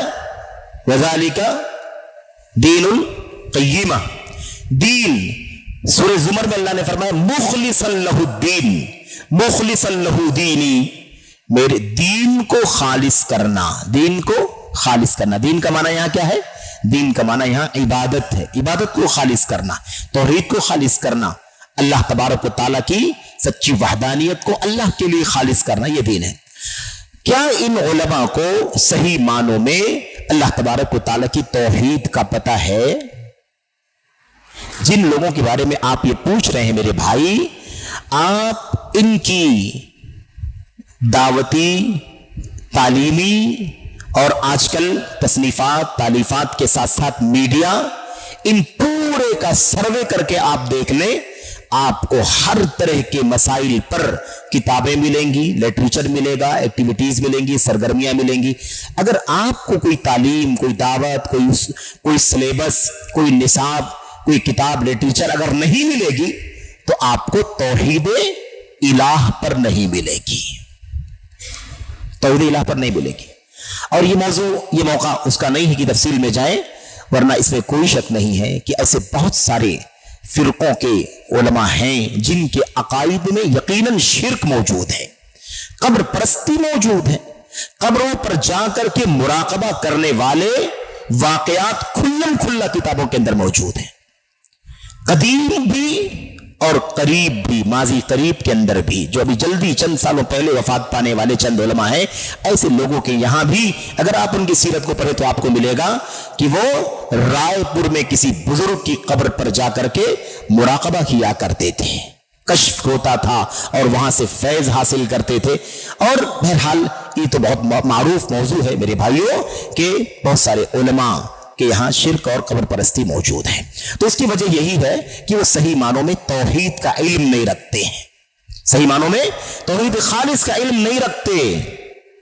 توحید خالص کا علم اگر ہوتا، کاش اگر توحید خالص کا علم ہوتا تو یہ کام نہیں کرتے۔ اسی طرح کے مواقع پر اکثر میں ذکر کرتا ہوں میرے بھائیوں کہ پوری دنیا میں اسلام کے نام لیوا جتنے بھی ہیں ان سب میں واحد جماعت اہل حدیث ہے جسے یہ شرف حاصل اللہ کی طرف سے کہ ان کے یہاں اپنی دعوت میں، تعلیم میں سب سے پہلے نمبر پر اگر کوئی چیز ہوتی ہے تو اللہ کی توحید خالص کی دعوت ہوتی ہے، تعلیم ہوتی ہے۔ اس لیے یہ کیوں ہے؟ اس لیے کہ انہیں توحید کا علم نہیں ہے، توحید کا علم نہیں ہے جس طرح سے علم توحید کا ہونا چاہیے۔ اس میں دو تین سوالات ہیں۔ کسی بھائی نے لکھا ہے وتر کی نماز میں دعائے قنوت پڑھنا افضل ہے یا نہیں؟ اگر مسجد میں قبرستان ہے تو نماز پڑھنا کیسا ہے؟ اگر سورہ فاتحہ نہ پڑھنے سے نماز سورہ فاتحہ نہ پڑھنے سے نماز یا رکعت ہوتی ہے یا نہیں؟ ایک ایک سوال دیکھتے ہیں، اس میں کچھ مسائل فقہی بھی ہیں۔ وتر کی نماز میں دعائے قنوت پڑھنا افضل ہے یا نہیں؟ وتر کی نماز میں وتر کی نماز میں قنوت وتر، قنوت ہی کی بات ہو رہی ہے نا، قنوت وتر کی، قنوت نازلہ کی بات چل رہی ہے، قنوت وتر کی بات چل رہی ہے، تو وتر کی قنوت میں وتر کی دعا، قنوت کی دعا پڑھی جائے گی۔ قنوت وتر میں، نماز وتر میں جو دعائے قنوت اللہ کے نبی نے سکھلائی ہے حضرت حسن رضی اللہ تعالیٰ عنہ کو، وہ دعا پڑھی جائے گی۔ اب اس میں تھوڑا سا اختلاف ہے علماء کا کہ رمضان میں क्या पूरे रमजान पढ़ा जाए या रमजान में कभी पढ़ा जाए कभी ना पढ़ा जाए, तो उसकी एक तफसील है। बाज़ रिवायतों से पता चलता है कि 15 तारीख के बाद यानी आधा महीना गुजर जाने के बाद सहाबे किराम नहीं पढ़ते थे, है ना, शुरू में पढ़ते थे बाद में नहीं पढ़ते थे, या गालिबन बाद में पढ़ते थे पहले नहीं पढ़ते थे, थोड़ा सा मुझे इश्तिबाह है, या ऐसे ही बहरहाल कई एक सलफ के अक़वाल हैं। इसका खुलासा अल्लामा अलबानी रहमतुल्लाह अलैह ने अपनी किताब में लिखा है कि रिवायतों को जमा करने के बाद जो रिजल्ट निकलता है, नतीजा निकलता है, वो ये निकलता है कि हमेशा कुनूत की दुआ पढ़ने का एहतिमाम करना अल्लाह के नबी अलैहिस्सलाम की सुन्नत से साबित नहीं है। हमेशा दुआ पढ़ने का एहतिमाम अल्लाह के नबी की सुन्नत में साबित नहीं है। यानी माना क्या है इसका? हदीसों को जमा करने से पता चलता है कि अल्लाह के नबी कभी पढ़ते थे और कभी नहीं भी पढ़ते थे, तो कोई हर्ज नहीं है, कभी कभी छोड़ भी देना चाहिए, लेकिन असल पढ़ना ही है। असल क्या है? असल पढ़ना है, क्योंकि दुआ अल्लाह के नबी ने बाकायदा कुनूत की दुआ पूछी थी हजरत हसन बिन अली ने रज़ी अल्लाह तआला अन्हुमा ने, तो अल्लाह के नबी ने दुआ सिखलाई थी। इसका मतलब दुआ है उस जगह पर दुआ है, इसलिए अल्लाह के नबी ने सिखाई। लेकिन पढ़ने के मामले में कभी कभी छोड़ भी देना चाहिए, यह अल्लामा अलबानी रहमतुल्लाह अलैह ने इसका खुलासा बयान किया कि रिवायतों का नतीजा ये निकलता है। अगर मस्जिद में कब्रिस्तान है तो नमाज पढ़ना सही नहीं है। मैं ये नहीं कहता कि वो शिर्क है, कब्र परस्ती है, लेकिन शिर्क का वसीला और जरिया जरूर है। अगर कोई मस्जिद में आकर के नमाज अल्लाह के लिए पढ़ता है लेकिन मस्जिद में कब्र है, तो अगर कब्र के लिए नमाज नहीं पढ़ता, कब्र वाले के लिए नमाज नहीं पढ़ता है, तो मुशरिक नहीं है वो, लेकिन शिर्क का वसीला जरूर है, शिर्क का जरिया जरूर है। अल्लाह के नबी अलैहिस्सलाम ने फरमाया था, अल्लाहुम्मा ला तजअल कब्री वसनन युअबद, अल्लाह मेरी कब्र को बुत न बनाना कि उसकी पूजा की जाए। ला तजअलू बुयूतकुम कुबूरा, है ना, अपने घरों को कब्रिस्तान न बनाओ। अल्लाह के नबी अलैहिस्सलाम की हदीसें बतलाती हैं, जो दोनों हदीसें हैं और भी हदीसें, इसे पता चलता है कि कब्रों पर, कब्रों के दाएं बाएं आगे पीछे, उसके आंगन में, उसके दामन में कहीं भी इबादत करना दुरुस्त नहीं है। यह शिर्क का जरिया है। अगर उसकी पूजा नहीं हो रही है तो वहां पर अल्लाह ताला की इबादत करना शिर्क तक पहुंचने का जरिया है और इससे बचना जरूरी है। अगर सूरह फातिहा ना पढ़ने से सूरह फातिहा पढ़ने से रकात नमाज होती है कि नहीं होती है? साफ बात है अल्लाह के नबी की हदीस की रोशनी में कि जहां सूरह फातिहा नहीं पढ़ी गई वहां रकात नहीं होगी, नमाज नहीं होगी, सिवाय उस हालत के जो उज्र की हालत है, मसबूक यानी जो आदमी शुरू से नमाज में नहीं था, ताखीर से पहुंचा, पहली रकात इमाम पढ़ा रहा था, रुकू में चला गया, दूसरी रकात में था, रुकू में चला गया, तीसरी रकात में था, रुकू में चला गया, चौथी रकात में था, रुकू में चला गया, तो ऐसी सूरत में खुद नबी करीम सल्लल्लाहु अलैहि वसल्लम ने सूरतुल फातिहा के बगैर रुकू में शामिल होने वाली नमाज को, रकात को दोहराने के लिए नहीं कहा है, रिपीट करने के लिए। इससे उलमा ने मसला मुस्तम्मत किया है कि उसकी रकात हो जाएगी। और दूसरी राय ये भी है कि सूरह फातिहा नहीं पढ़ा तो रकात नहीं होगी, ला सलाता लिमन लम यक़रा बिफ़ातिहतिल किताब, तो सूरह फातिहा नहीं पढ़ा उसकी नमाज नहीं होगी। इस हदीस की बुनियाद पर एक दूसरा कौल अल्हम्दुलिल्लाह उलमा का मौजूद है कि सूरह फातिहा नहीं पढ़ी गई इसलिए रकात नहीं होगी। दोनों राय हैं, इसमें जो ज्यादा करीब राय है, यानी राय का मतलब अपनी राय नहीं, यानी मौक़िफ़ दलीलों की रोशनी में जो चीज बाहर निकल करके आती है, मोतबर कौल, राजे कौल जो है वो यही है कि सूरह फातिहा अगर किसी आदमी ने लेट होने की वजह से रुकू मिला और अच्छे से मिला, यानी रुकू में शामिल हुआ, कमर पीठ जैसे रुकू में होती है बिल्कुल सीधी करके वो रकात में नमाज में शामिल हो गया और उसके बाद इमाम के साथ बकिया नमाज पढ़ी, तो ऐसी सूरत में जो उसकी सूरह फातिहा छूट गई है, इस छूटी हुई सूरह फातिहा से उसकी रकात मुकम्मल मानी जाएगी, उसकी रकात को नामुकम्मल नहीं माना जाएगा। ये ज्यादा राजे है। राजे होने की वजह क्या है? राजे होने की वजह है सहाबे किराम रिजवानुल्लाहि ताला अलैहिम अजमईन की फिक्र और उनकी समझ, उनका अमल। अब्दुल्लाह इब्न मसूद रज़ी अल्लाह ताला अन्हु ने नमाज पढ़ी और आपके साथ एक और साथी ने नमाज पढ़ी, इमामत हो रही है, जमात खड़ी है, इमाम नमाज पढ़ा रहा है, इब्ने मसूद रजी अल्लाह तआला अन्हु और उनके एक साथी, ये दोनों आए नमाज में शामिल हो गए। शामिल हुए तो इमाम रुकू में चला गया, यानी क़याम नहीं मिला, जो सूरतुल फातिहा की जगह है वो क़याम उन्हें नहीं मिला। अब सलाम फेरने का टाइम आ गया, पहली रकात थी, वो क़याम छूट गया, रुकू से शामिल हो गए। जब सलाम फेरने का टाइम आया, इमाम ने कहा अस्सलाम वालेकुम वरहमतुल्लाह, अस्सलाम वालेकुम वरहमतुल्लाह। इमाम के साथ में इब्ने मसूद रजी अल्लाह तआला अन्हु ने सलाम फेर दिया और उनके जो साथी से थे वो खड़े होने लगे। ये सब शेख साहब बैठे हुए हैं, खड़े होने लगे तो इब्ने मसूद ने सलाम फेर कर फौरन इनको रोका, बिठा दिया, खड़े नहीं होने दिया। सलाम फेरा इन्होंने तो उनको समझाया, कहा ऐसा है कि रकात हो गई, कहा तुमको अलग से इस रकात को पूरा करने की जरूरत नहीं है, आपकी रकात हो गई। अब यहां पर इब्ने मसूद रजी अल्लाह तआला अन्हु का बाकायदा अपने साथी को रकात पूरी करने से रोकना और बिठा देना और उसके बाद कहना कि रकात तुम्हारी हो चुकी है, ये इस बात की दलील है कि सहाबे किराम ने ला सलात लिमन लम यक़रा बिफ़ातिहातिल किताब की हदीस को जानने के बावजूद जिसका क़याम छूट जाए, रुकू मिले, उसके बारे में सहाबे किराम का यही अकीदा था कि उसकी रकात हो जाती है।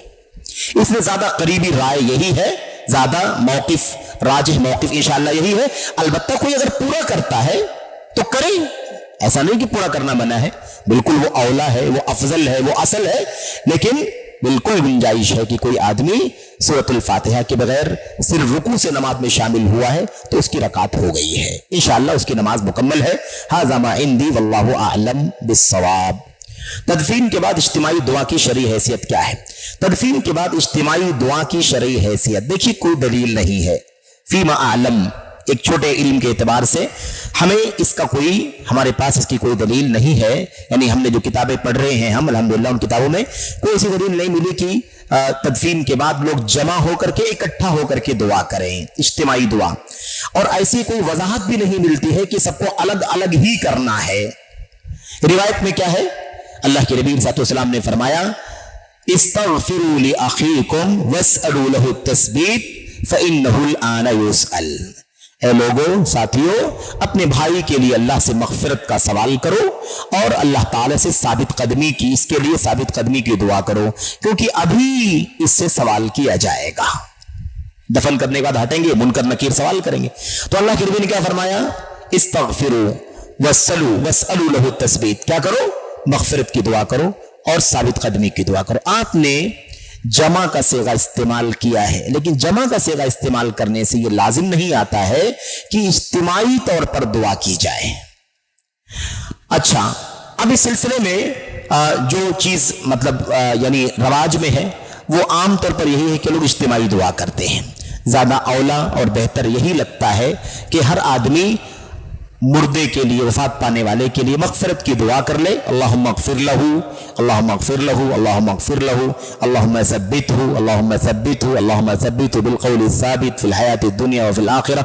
साबित कदमी की मग़फ़िरत की दुआ करके निकल जाए, ज्यादा बेहतर यही महसूस मालूम होता है कि चूंकि सराहत से नहीं है कि इज्तिमाई दुआ करना चाहिए, इसलिए इख्तिलाफ से बचने के लिए लोग चले जाएं, हर आदमी दुआ करे और चला जाए। अब जो लोग दुआ करते हैं इज्तिमाई, उसको बिदात कहेंगे, नहीं बिदात करेंगे? तो बिदात कहने से पहले हमें तवक्कुफ करने की जरूरत है, क्योंकि दोनों चीजें अलग अलग साबित नहीं हैं। यानी ना ऐसी कोई सराहत मिलती है कि अलग अलग करना चाहिए, ना कोई ऐसी सराहत मिलती है कि जमा होकर के दुआ करना चाहिए। तो कोई किसी को बिदती ना कहे, ना वो उसको बिदती कहे, ना वो उसको बिदती कहे, लेकिन हदीस की रोशनी में ज्यादा करीब ये लगता है कि लोग अपनी अपनी दुआ करें और निकल जाए। हाज़ा मा इंदी वल्लाहु आलम व सल्लल्लाहु वसल्लम अला नबीना मुहम्मद। मिलादुन नबी के नाम जलसे में, मिलादुन नबी के नाम से जलसे में दावत का खाना कैसा है? इसी तरह सीरतुन नबी के नाम के जलसे में दावत का खाना कैसा है? दोनों जलसों में जमीन आसमान का फर्क है, दोनों जलसों में जमीन आसमान का फर्क है। सीरतुन नबी का जलसा अगर मिलाद ही के मौके पर मिलादियों ही की तरफ से अगर हो रहा है तो बात अलग है, वरना आप अगर सीरतुन नबी का जलसा करें, जी बिस्मिल्लाहिर्रहमानिर्रहीम, तो बात चल रही थी कि मिलादुन नबी के नाम के जलसे में दावत खाना कैसा है। सीरत नबी के नाम के जलसे में दावत खाना कैसा है।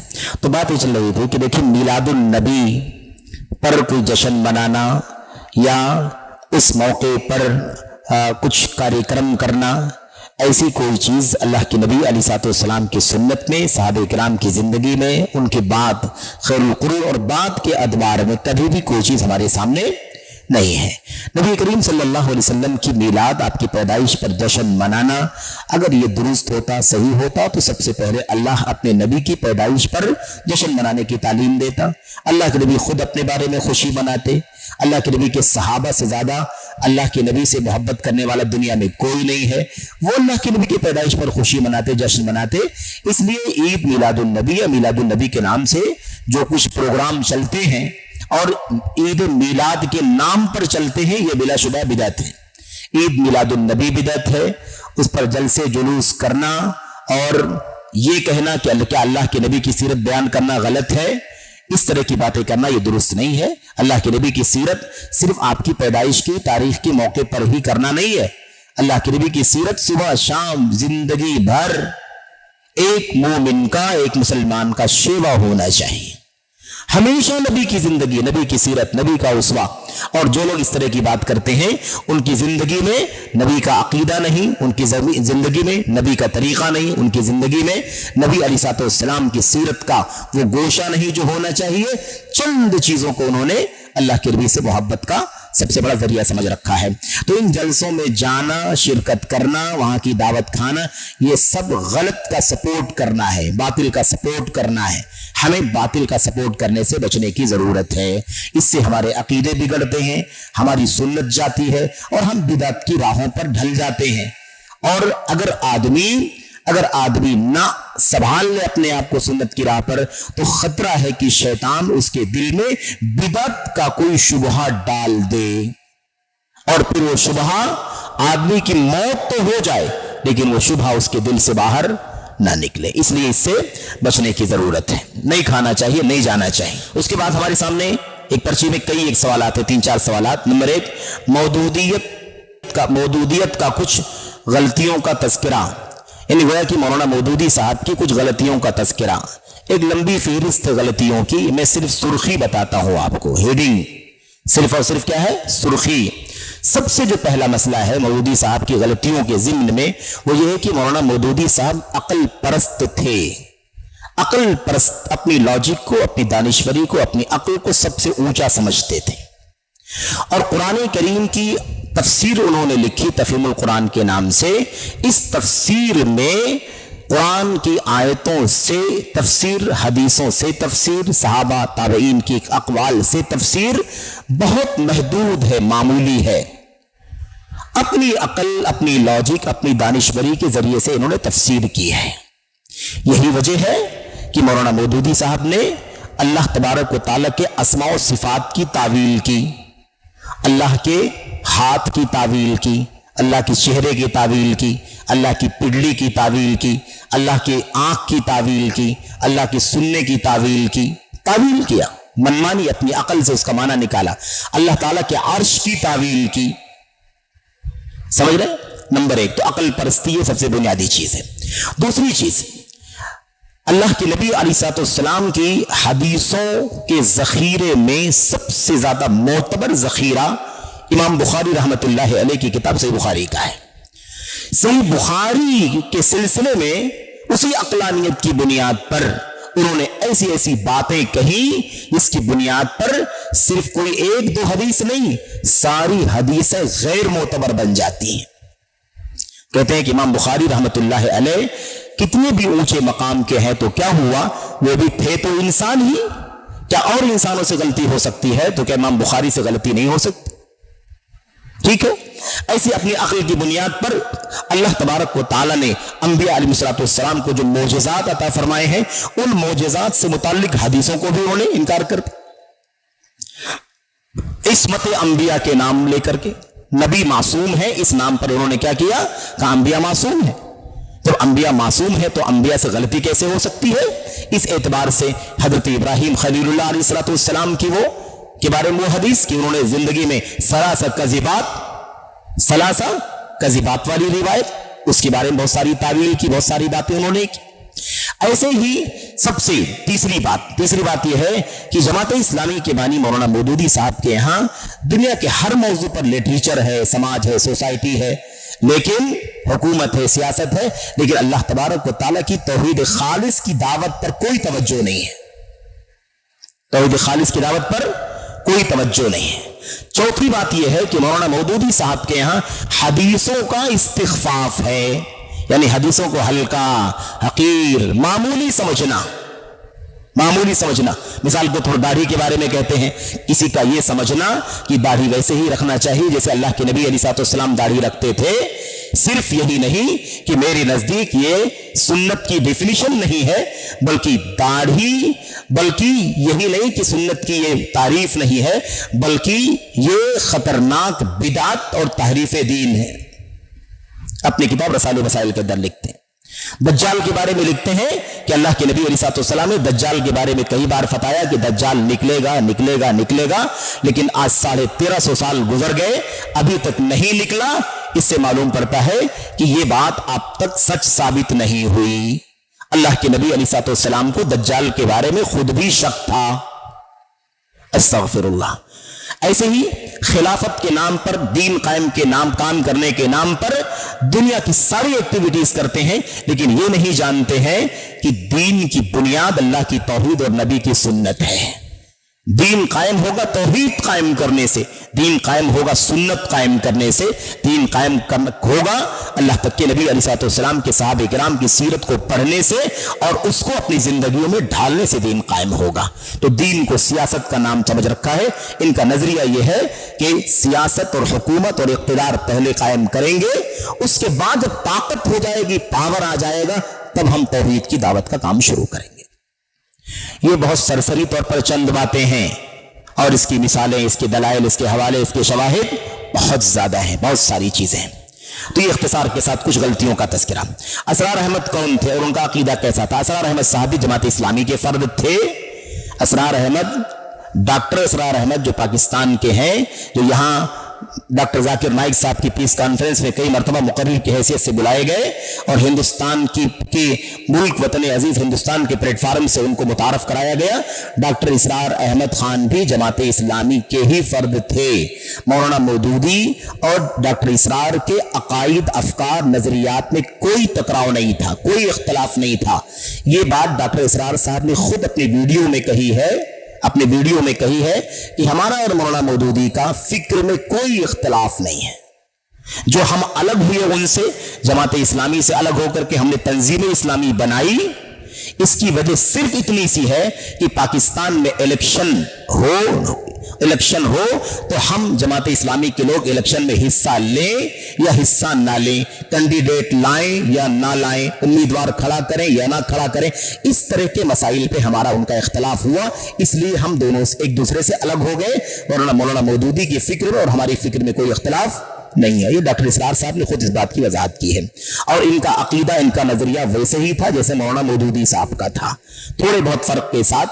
اور صوفیت کی دعوت میں، تصوف کا پیغام پہنچانے میں ڈاکٹر اسرار صاحب نے بہت بڑا کارنامہ انجام دیا ہے۔ ان کی کتاب ہے جس کا نام ہے تفسیر سورۃ الحدید ام المسبحات، تفسیر سورۃ الحدید ام المسبحات۔ اس کتاب کے اندر انہوں نے بہت ساری باتیں اس حوالے سے لکھی ہیں جو سراسر کتاب و سنت اور سلف امت کے منہج کے خلاف ہے۔ یہ اختصار کے ساتھ۔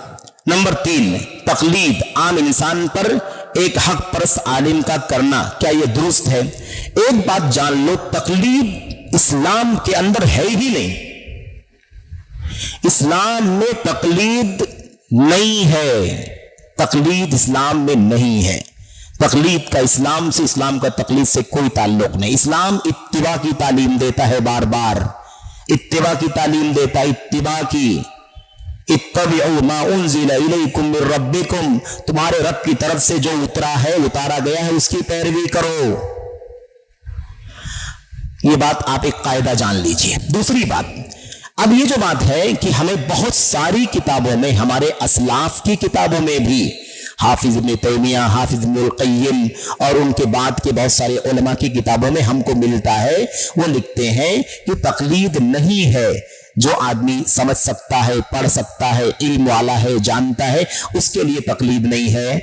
لیکن جو عامی ہے, عامی, یہ روڈ ہے, روڈ پہ کوئی آدمی نالی صاف کر رہا ہے نا, کوئی پتھر توڑ رہا ہے, کوئی اور کوئی کام کر رہا ہے, بالکل کچھ نہیں جانتا بیچارہ وہ, ایسے آدمی کے لیے کسی عالم کی تقلید کرنا جائز ہے.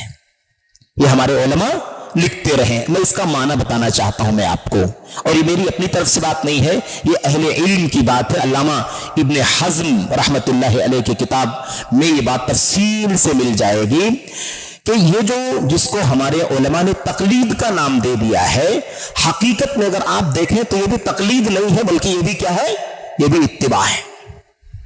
قرآن کریم اللہ فرماتا ہے فَاسْأَلُوا أَهْلَ الذِّكْرِ إِن كُنتُمْ لَا تَعْلَمُونَ, اگر تم نہیں جانتے ہو تو علم والوں سے پوچھ لو. تو علم والوں سے پوچھنے کا حکم اللہ دے رہا ہے کہ نہیں دے رہا ہے؟ تو جب اللہ حکم دے رہا ہے اور ایک آدمی جو روڈ پہ کام کرتا ہے اس کو کسی مسئلے کا علم نہیں ہے, اگر وہ کسی عالم سے پوچھتا ہے تو یہ اللہ کے کلام پر عمل کر رہا ہے کہ نہیں کر رہا ہے؟ تو عمل کر رہا ہے تو تقلید ہے کہ اتباع ہے؟ یہ بات سمجھے کہ نہیں سمجھے؟ وہ اللہ کے کلام پر عمل کر رہا ہے کہ علم والوں سے پوچھنے کے لیے اللہ نے کہا, وہ علم والوں سے پوچھ رہا ہے. اب علم والے کی ذمہ داری ہے کہ وہ اسے اللہ کی طرف سے قرآن سنت میں جو کچھ ہے اس کی روشنی میں اس کو جواب دے, اپنی عقل سے, اپنی رائے سے, اپنی مرضی سے جواب نہ دے. تو حقیقت میں یہ جس کو ہمارے علماء تقلید کہتے رہے ہیں, یہ بھی کیا ہے, یہ بھی حقیقت میں اتباع ہی ہے. تقلید کیوں کہہ دیا پھر؟ تقلید اس لیے کہہ دیا کہ وہ ان دلیلوں کو, ان آیتوں کو, حدیثوں کو, دلیلوں کو سمجھنے کی طاقت نہیں رکھتا ہے, اس لیے تقلید کہہ دیا. لیکن وہ پوچھنے کے لیے گیا تھا, وہ اللہ کے حکم پر عمل کر کے پوچھنے کے لیے گیا تھا, اس لیے وہ اتباع کر رہا تھا, تقلید نہیں کر رہا تھا. اس لیے امام ابن حزم رحمۃ اللہ علیہ نے اپنی کتاب کے اندر وضاحت سے لکھا ہے کہ ایک آدمی, کوئی جاہل ترین عام آدمی بھی کسی عالم سے جا کر کے مسئلہ پوچھتا ہے تو ہرگز اس کا مطلب یہ نہیں ہوتا ہے کہ وہ یہ پوچھتا ہو کہ اپنی عقل سے بتا دو طلاق دینا ہے یا طلاق کا یہ طریقہ ہے, میں نے یہ گناہ کر لیا ہے, اس میں کیا کرنا ہے, کیا نہیں کرنا ہے, یہ کاروبار مجھے کرنا ہے, کروں کہ نہیں کروں, حلال ہے کہ حرام ہے. جو پوچھنے کے لیے جاتا ہے تو کیا عالم کی اپنی بات پوچھنے کے لیے جاتا ہے کہ عالم سے دین کی بات پوچھنے کے لیے جاتا ہے؟ تو اس کو تقلید نہیں کہتے ہیں بلکہ اس کو اتباع کہتے ہیں. تو ایک استعمال ہوتا ہے, کبھی لفظ کا استعمال کرنے والے علماء کرتے ہیں لیکن حقیقت میں اتباع ہے. بعض اہل حدیث اخوانیت کا بھی ساتھ دیتے ہیں. کیا یہ منہج سلف ہے؟ بالکل نہیں, بالکل نہیں. اخوانیت کا ساتھ دینا منہج سلف نہیں ہے, منہج اخوانیت ہے, منہج سلف ہے. سلف کے راستے کا ساتھ دینا. میں آپ کو بتاؤں, اور چونکہ سوال جواب کی مجلس میں لمبی بات نہیں کرنی ہے ہمیں, مجھے یاد پڑتا غالباً ابو بکر بن عیاش رحمت اللہ علیہ, ان سے کسی نے پوچھا تھا من السنی, سنی کون ہے؟ سنی مطلب سنت پر چلنے والا, سنت پرست کون ہے؟ پوچھا گیا نا. اس کے اندر کیا کہا گیا؟ اہل حدیث اخوانیت کا بھی ساتھ دیتے ہیں, کیا یہ منہج سلف ہے؟ تو منہج سلف صحابہ کا راستہ ہے کیا یہ؟ ان سے پوچھا گیا من السنی, سنی کون ہے؟ تو انہوں نے کیا کہا؟ انہوں نے کہا الذی اذا ذکر عنده شیء من الاہواء فلا یلتفت الى شیء من ذلک. سنی وہ ہے جس کے سامنے خواہشات نفسانی, بدعات کی کوئی چیز اگر ذکر کی جائے تو کسی چیز کی طرف تھوڑی بھی توجہ نہ دے, کسی چیز کی طرف تھوڑا بھی توجہ نہ دے, مڑ کے بھی نہ دیکھے. سنی کس کو کہتے ہیں؟ جو کسی بھی چیز کو سنت کے علاوہ کسی بھی چیز کی طرف نہ مڑے.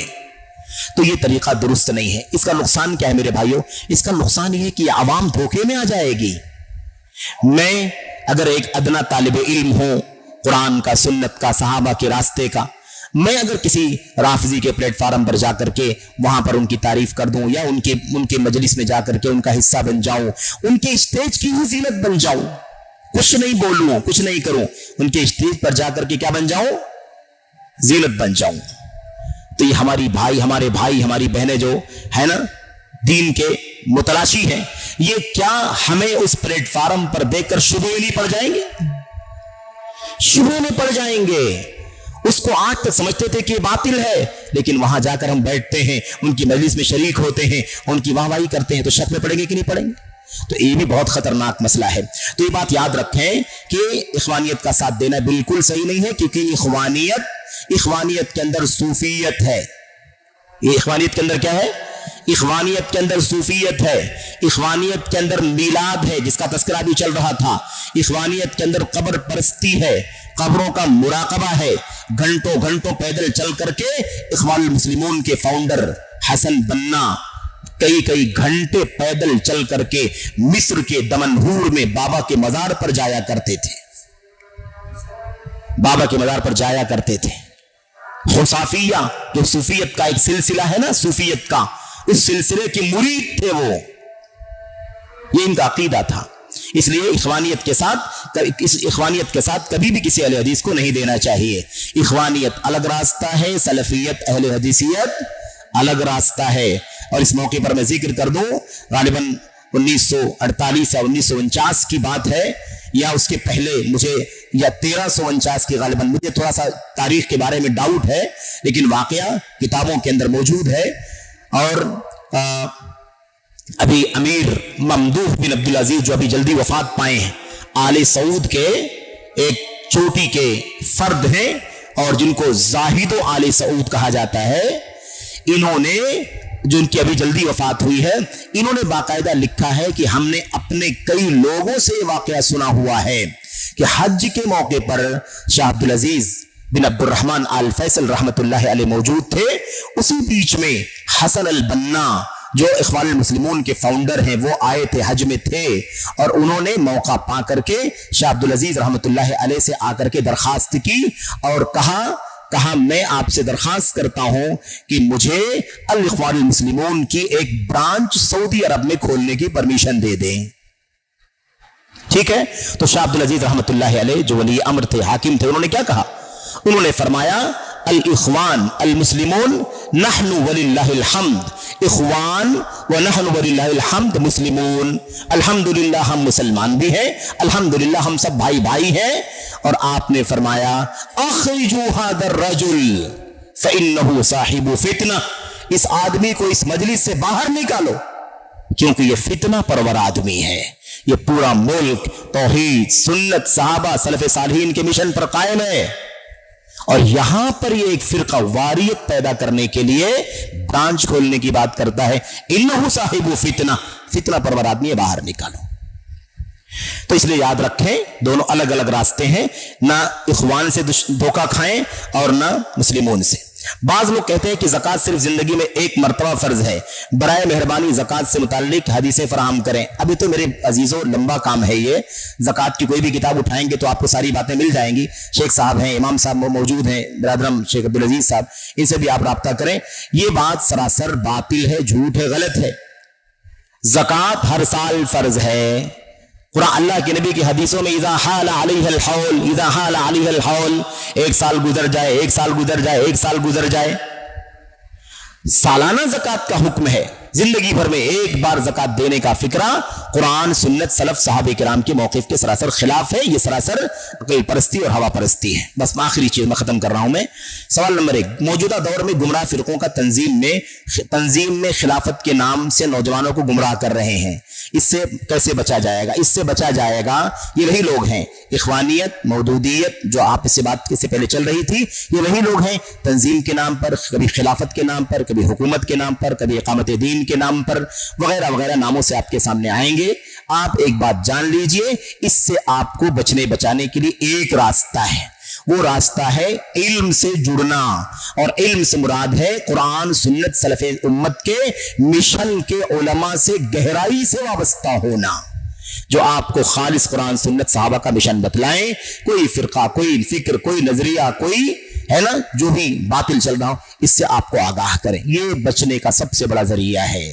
اللہ کے نبی علیہ الصلوۃ والسلام نے اسی لیے یہ بات فرمائی تھی کہ امت میں جب فرقہ بندی پیدا ہوگی تو اس وقت علماء سے رجوع کرنا ہوگا، علماء سے رجوع کرنا ہوگا۔ علماء آپ کو، ہم کو بچائیں گے فتنوں میں پڑنے سے۔ اللہ تعالیٰ نے انہیں انبیاء کا وارث بنایا ہے، جو مشن انبیاء کا تھا۔ اب نبی دنیا میں تو نہیں آئیں گے، لیکن علماء آپ کو ہم کو نبوت کے مشن کی رہنمائی کریں گے۔ تو بچنے کا راستہ یہ ہے۔ مسلمان حکمرانوں کی غلطیوں پر نوجوانوں کو خروج پر ابھارا جاتا ہے، اس کا کیا حل ہے؟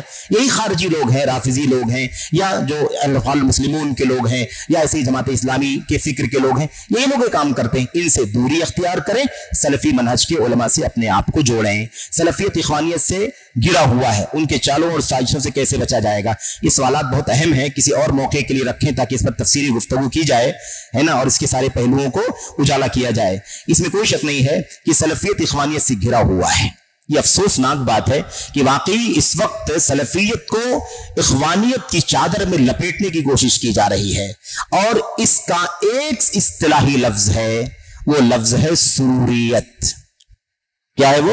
سروریت۔ سروریت بھی خارجیت ہے، سروریت بھی اخوانیت ہے، سروریت بھی مودودیت ہے، سروریت بھی قطبیت ہے، لیکن اس کو کیا ہے اس کا فرق تھوڑا سا یہ ہے کہ یہ لوگ سلفی اور اخوانی دونوں میں تال میل بنا کر کے آگے لے جانے کی کوشش کرتے ہیں، انہیں کو سروری کہا جاتا ہے۔ تو اسی لیے جو آپ نے لکھا ہے، جس نے بھی لکھا ہے سلفیت اخوانیت سے گھرا ہوا ہے، صحیح بات ہے، اس طرح کی فضا، یہ سروری لوگ ہیں۔ ان کے سازشوں سے بچنے کے لیے سلفیت کا مشن سلفی علماء سے سیکھیں اور جڑیں۔ منہج کی اہمیت اور اسے غفلت کرنے کا انجام یہی ہے، نولہ ما تولا۔ انجام کیا ہے؟ نولہ ما، دو انجام ہے، دنیا کا انجام اور آخرت کا انجام۔ دنیا کا انجام کیا ہے؟ نولہ ما تولا۔ کیا فرمایا اللہ تعالیٰ نے؟ وَيَتَّبِعْ غَيْرَ سَبِيلِ الْمُؤْمِنِينَ۔ مسلمانوں کے، مومنوں کے راستے کو چھوڑ کر دوسرے راستے کی پیروی، صحابہ کرام کے راستے کو چھوڑ کر فلاں فلاں فلاں فلاں فلاں راستے پر چلنا، اس کا انجام کیا ہوگا؟ نولہ ما تولا۔ جدھر مڑے گا ادھر ہی موڑ دیں گے۔ اس ادھر فرقے کی طرف مڑا، اللہ ادھر موڑ دے گا، ادھر مڑا ادھر موڑ دے گا، ادھر مڑا ادھر موڑ دے گا۔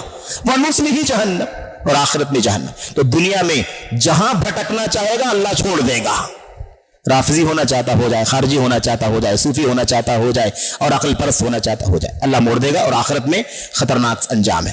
آخری بات، جدید زمانے میں اور آج کے دور میں برادر کا علم سیکھنا، بدر سے علم سیکھنا اور فتویٰ دینا اور سلف کا طریقہ علم حاصل کرنا، یہ اس وقت کے فتنوں میں سے ایک فتنہ ہے۔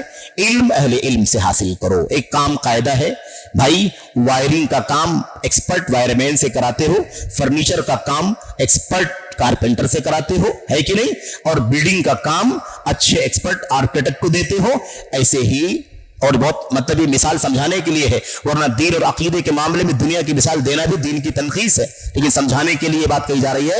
اس لیے اللہ واسطے دین کا علم دین کے ایکسپرٹ سے سیکھو، اور باریکی میں جاؤ، دین میں عقیدے کا علم عقیدے کے ایکسپرٹ سے سیکھو، منہج کا علم منہج کے ایکسپرٹ سے سیکھو، فقہ کے مسائل کا علم فقہ کے ماہرین سے سیکھو، تاریخ کا علم تاریخ کے ایکسپرٹ سے سیکھو، فرائض کا علم فرائض کے ایکسپرٹ سے سیکھو، جیسا کہ اللہ کے نبی علیہ السلام نے اپنی حدیثوں میں اس کی رہنمائی فرمائی ہے۔ یہ آخری بات ہے، بالکل آخری بات، آخری سوال ایک یہ ہے، وطن پرستی نیشنلزم اسلام کی نظر میں کیا ہے؟ اسلام کی نظر میں نیشنلزم یہ ہے کہ اللہ تبارک و تعالیٰ کے دین پر مسلمان قائم رہے، دنیا میں کسی بھی نیشن کا، کسی بھی نیشنل، کہیں کا بھی نیشنل ہو، ہے نا، قومی آدمی ہو، چاہے قوم ہند ہو، قوم پاکستان ہو، قوم عرب ہو، قوم عجم ہو، قوم یورپ، کوئی بھی دنیا میں کہیں بھی رہتا ہو، کسی بھی ملک میں، وطن میں، دین سب سے پہلے ہے، دین سب سے پہلے۔ ہم کہیں بھی رہیں گے اپنے عقیدے سے سمجھوتا نہیں کریں گے۔ یہ دھرتی اللہ کی ہے، یہ آسمان اللہ کا ہے، یہ اللہ نے دنیا اس لیے بنائی تاکہ اللہ کی دھرتی پر، اللہ کے آسمان تلے توحید کا پرچم لہرائے۔ آخری دین قرآن کریم کا دین ہے، نبی کی سنت کا دین ہے، یہ اس دنیا کے اندر آباد ہو، اسی دین پر ہمیں قائم رہنا ہے۔ اس کا سب سے پہلے خیال کرنا ضروری ہے، اس کو آپ ڈیمیج نہ ہونے دیں، اور پھر کسی ملک اور کسی قانون کو آپ فالو کریں، کوئی حرج کی بات نہیں۔ جب تک کہ آپ کا دین نہ جائے، آپ کا عقیدہ نہ جائے، تب تک آپ فالو کریں۔ اب مثال کے طور پر آج عقیدے کا مسئلہ ہی چل رہا ہے، ہم اپنے اس ملک میں، وطن میں، جو ہمارا وطن ہے، پیارا وطن ہے، عزیز وطن ہے، ہم سے ایک بہت گہرا ربط ضبط اور محبت ہے اس وطن سے، ہے کہ نہیں؟ لیکن آج حالت کچھ ایسی بنائی جا رہی ہے کہ مسلمانوں کے عقیدے کو، ان کے ایمان کو، ان کی توحید کو کیا کر دیا جائے؟ برباد کر دیا جائے۔ مسلمانوں کو سمجھنے کی ضرورت ہے، وطن سے محبت، اس کے آئین قانون کو فالو کرنا اپنی جگہ پر، اس سے بغاوت نہ کریں، دشمنی نہ کریں، عناد نہ کریں، لیکن اللہ کی توحید کو، نبی کی سنت کو، دین کو کبھی ضائع ना होने दें। हम मुल्क के कानून को जो मानते हैं मुल्क का कानून समझ करके मानते हैं, कुरान और सुन्नत समझ करके नहीं मानते। बहुत सारे लोग इतराज करते हैं ना, वमन लम यहकुम बिमा अंज़लल्लाह फउलाइका हुमुल काफिरून अज़्ज़ालिमून अल-फासिकून। जो लोग अल्लाह ताला के उतारे हुए फरमान से फैसला नहीं करते वो काफिर हैं, फासिक हैं, जालिम हैं। तो आप लोग हिंदुस्तान का कानून क्यों मानते हो? उनको बताओ हम इस मुल्क में रहते हैं, हमारा वतन है, हर मुल्क में जहां भी इंसान रहता है वहां का कानून फॉलो करता है। हम यहाँ का कानून इसलिए मानते हैं कि इस मुल्क का कानून है, हम इसको दीन और अकीदा समझ करके नहीं मानते। हम वफादार शहरी हैं। अल्लाह से दुआ है कि अल्लाह ताला हम सबों को अमल की तौफीक अता फरमाए। ये छोटी सी मजलिस थी, शेख मोहतरम नाज़िम मोहतरम तशरीफ फरमा है, अमीर मोहतरम भी मजलिस में तशरीफ ला चुके हैं। मैं एक अदना तालिब इल्म हूँ। जो भी टूटी फूटी बातें आपके सामने कही गई हैं, इसमें जो कुछ हक है, दुरुस्त है, वो अल्लाह ताला की तरफ से है, अल्लाह के फजल का हिस्सा है। जो कुछ गलत है, बातिल है और बेबुनियाद है, वो सब मेरी तरफ से है, शैतान की तरफ से है। मैं अल्लाह तबारक व तआला से तौबा करता हूँ, इस्तिग़फ़ार करता हूँ। अल्लाह ताला हम सबको हक जानने की, हक पर अमल करने की, हक पर साबित कदम रहने की और हक की दावत देने की तौफीक अता फरमाए। आमीन या रब्बल आलमीन। व सल्लल्लाहु वसल्लम व बारक अला नबीना मुहम्मद व अला आलिहि व सहबिहि अजमईन। अस्सलामु अलैकुम व रहमतुल्लाहि व बरकातहू।